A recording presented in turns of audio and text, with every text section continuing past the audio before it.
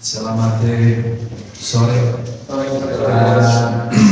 First, happy to know that tomorrow again we're gonna have supporters, but sad because for sure I think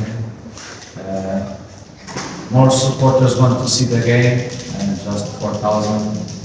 But anyway, I hope that these 4,000 can give extra energy for our players, for our team, for we can improve the last picture, the last game, because we considered 4 goals.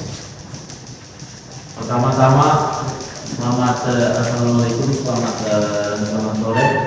Pertama-tama, saya senang bahwa pertandingan ini, pertandingan kita yang besok akan dihadiri oleh supporter.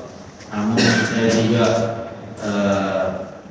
mendengar kabar bahwa kita hanya mendapatkan jatah 4.000 supporter. Tapi tidak apa-apa, mudah-mudahan 4.000 supporter ini bisa memberikan motivasi ekstra kepada pemain, membantu kita untuk meraih hasil yang lebih bagus dari pertandingan sebelumnya.